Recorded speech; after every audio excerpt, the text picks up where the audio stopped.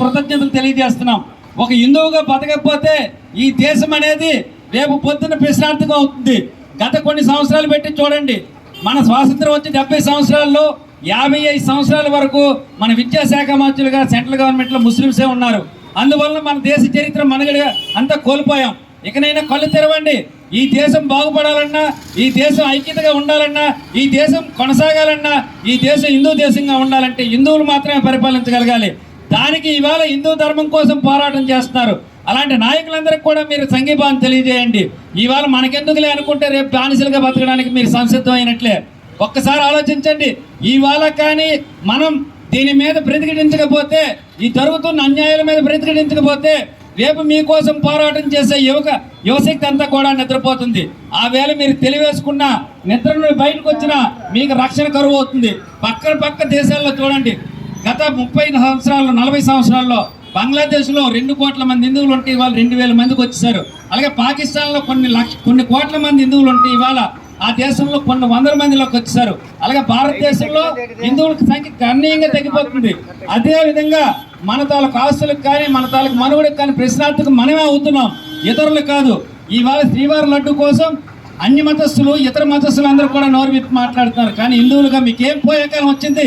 ఎవరు మాట్లాడరా? ఏంటి రోగం వచ్చింది మీ అందరికి కూడాను?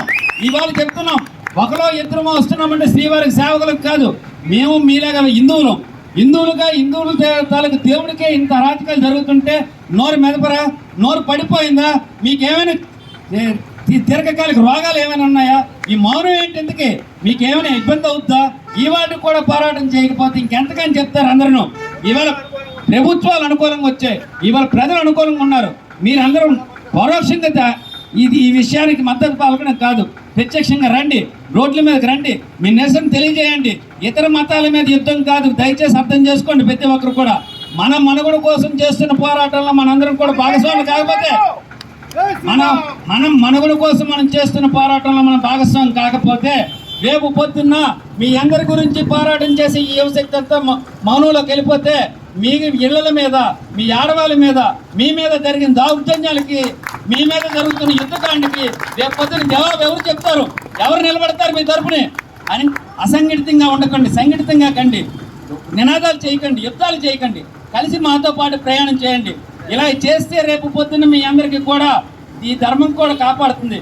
ధర్మం రక్షితి రక్షత అన్నారు పెద్దలు. సనాతన ధర్మంలో గొప్ప విశిష్టత అది. ఎవరైతే ధర్మాన్ని కాపాడుతారో వాళ్ళందరూ కాపాడబడతారు. దేవుడు ప్రత్యక్షంగా వచ్చి ఏ మతంలో కూడా కాపాడట్లేదు, వాళ్ళ ధర్మాలను కాపాడుతున్నారు కాబట్టి వాళ్ళందరూ మనుగడ సాధిస్తున్నారు. ఓ హిందువులారు, ఇప్పటికైనా కళ్ళు తెరవండి, మీ ధర్మాన్ని మీరు కాపాడుకోండి. ఇంతకన్నా గొప్పగా చెప్పలేం, ఇంతకన్నా బాధగా చెప్పలేం, ఇంతకన్నా కష్టంగా చెప్పలేం. దయచేసి ప్రతి ఒక్కరికి తెలియజేస్తున్నాం, ఈ చుట్టుపక్కల ఉన్న వాళ్ళందరూ కూడా ఏం జరుగుతుందని దూరంలో చూడటం కాదు, వచ్చి ఒక్కసారి కలవండి, మాతోని కలిస్తే ఏం జరుగుతుందో తెలుస్తుంది. తద్వారా మీ అందరూ మాట్లాడడానికి అవుతుంది.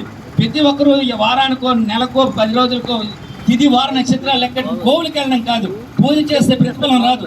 నీ దేవుని నువ్వు కాపాడుకో, అప్పుడు ప్రతిఫలం వస్తుంది. సాక్షాత్ దైవంతాలకు ప్రసాదంలోనే కల్తీ జరిగితే మీకు సిగ్గు లేదా? మీ అందరికి బుద్ధి లేదా? మీరు మనుషులు కారా? మీరు హిందువులు కారా? మీరు అసలు మనిషి జాతికి పుట్టారా లేదా? ఇంతవరకు మాట్లాడకపోతారుగా. పటాలు అమ్ముకోవడం కాదు, ఆ పటాలను మొక్కే వాళ్ళ గురించి, దేవుని గురించి రండి ముందుకి. పువ్వులు అమ్ముకోవడం కాదు,